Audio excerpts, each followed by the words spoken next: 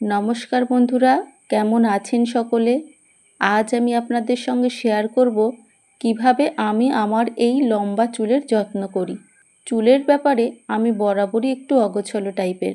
সেই ছোট্ট থেকে আমার দিদি আর আমার বাবু চুলের যত্ন নিত, আর এখন ইনি যত্ন নেন। আমার এই চুলের যত্নে আমি কী তেল ব্যবহার করি সেটাই আজ আপনাদের সঙ্গে শেয়ার করব। কি করছো? তেল মাখাচ্ছি। তেল মাখিয়ে কি হবে? চুল ভালো থাকবে। আর চুল তাড়াতাড়ি বড় হবে। হ্যাঁ, তুই নিজের চুল আঁচড়াতে পারো? হ্যাঁ, খুব সুন্দর করে আঁচড়াতে পারি। তাড়াতাড়ি করো সুন্দর করে। করছি তো, সুন্দর করতে কিন্তু টাইম লাগবে। আচ্ছা, সামনের দিকটা ভালো করে দাও। চলুন আজকে একটা সুন্দর হেয়ার অয়েল বানাবো, যেটার জন্য চুল পড়া একদম কমে যাবে। এখানে নিয়েছি আমি লাল জবার পাপড়ি, একটু বিকেল হয়ে গেছে যার জন্য পাপড়িগুলো একটু শুকনো হয়ে গেছে। নিয়েছি কারি পাতা একটা ডাল, নিয়েছি অল্প একটু মেথি, দুটো জবা ফুলের পাতা, এই লাল জবার পাতাই আমি নিয়েছি, আর নিয়েছি কালো জিরে, আর এখানে আছে একটু নিম পাতা, আর আছে অ্যালোভেরা। এটা একদমই প্রাকৃতিক আর চুলের জন্য তো খুবই উপকারী, আপনারা সবাই জানেন। আর নিয়েছি একটা ছোট্ট পেঁয়াজ।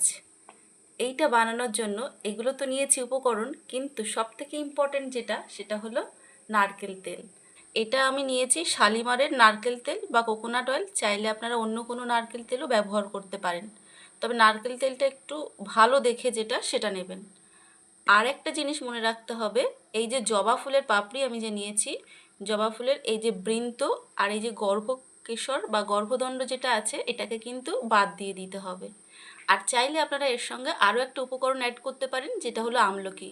এখন বর্ষার সময় আমি বাজারে ভালো আমলকি পাইনি, তাই ওটা ব্যবহার করতে পারলাম না। আপনারা চাইলে এর সঙ্গে অ্যাড করে নেবেন একটা আমলকি। চলুন তাহলে এবার চটপট বানিয়ে ফেলি এই তেলটা। আমি এখন জবা ফুলগুলোকে একটু ছোট ছোট করে কেটে নিয়েছি, আর জবা ফুলের পাতাগুলোকেও একটু কেটে নিয়েছি, অ্যালোভেরা ভালো করে ছোট ছোট করে কেটে নিয়েছি, নিম পাতাটাও অল্প করে মাছ দিয়ে কেটে নিয়েছি, আর পেঁয়াজগুলো কুচি করে নিয়েছি।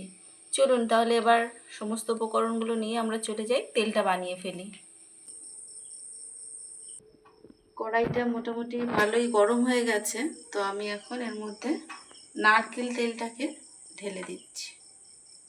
এবার আমি এর মধ্যে প্রথমে দিয়ে দিচ্ছি মেথি, এরপর দিয়ে দিচ্ছি কালো জিরে, এবার এর মধ্যে দিয়ে দিচ্ছি জবা ফুলগুলো, একে একে সবগুলো দিয়ে দেবো। এরপর দিচ্ছি কারি পাতা, ছোট করে কেটে রাখা পেঁয়াজ, নিম পাতা, অ্যালোভেরা, আর দিয়ে দেবো জবা ফুলের পাতা, ছোট ছোট করে কেটে রেখেছি এগুলোকে, যাতে ভালোভাবে তেলের সঙ্গে মিশে যায় সেজন্য। 5 থেকে 7 মিনিট ফোটানোর পর দেখুন জবা ফুলের পাপড়িগুলো সব কালচে হয়ে গেছে, আর পেঁয়াজটাও দেখুন একটু ভাজা ভাজা হয়ে এসেছে। এখন গ্যাসের ফ্লেমটিকে একদম লোতে রেখে আরও 10 মিনিট মতো এটা ফুটিয়ে নেব, যাতে করে সমস্ত উপকরণগুলি তেলের সঙ্গে খুব ভালোভাবে মিশে যায়। এই যে দেখুন সমস্ত উপকরণগুলো কি সুন্দর ভাজা ভাজা হয়ে গেছে, আর এটা থেকে একটা দারুণ স্মেল আসছে।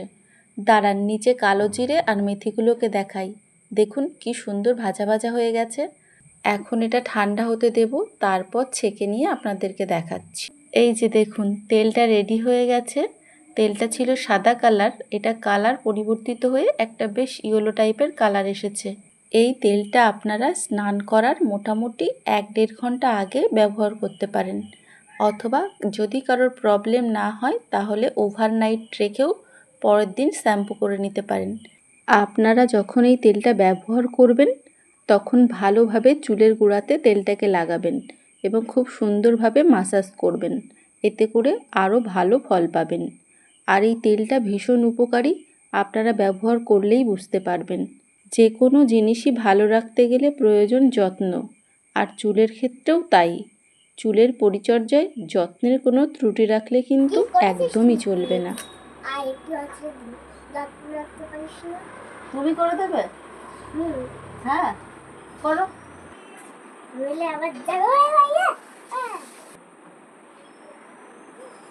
কি করবে এখন? আঁচড়াবো। তারপরে তারপরে তেল দেবো।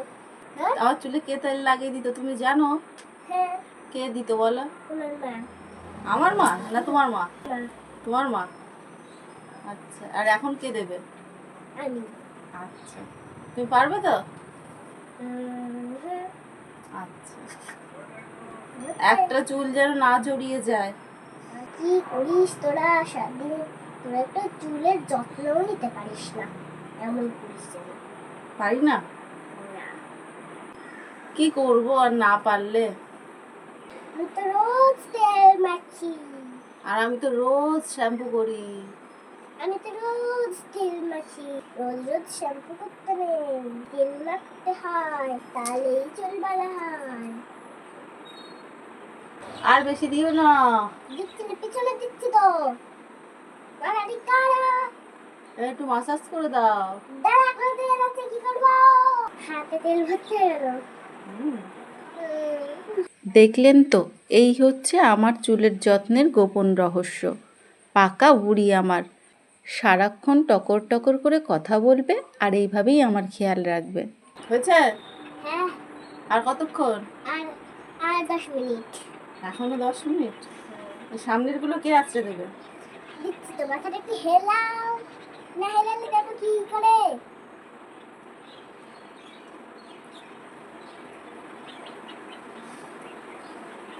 মাথাটা না হেলালে আশ্রমে যায়। তোমরা অনেকটা চুল আঁচড়তেও পারো না। তাই না? হ্যাঁ, একদম চুল যেন পুরো কোকড়া কোকড়া হয়ে থাকে, এমন চুল আঁচড়াতে হবে। সুন্দর চুল আঁচড়াতে পারি। এবারে পুতুলের মতন চুল আঁচড়াচ্ছে। হুম, বাহ। মাথাটা সোজা কর।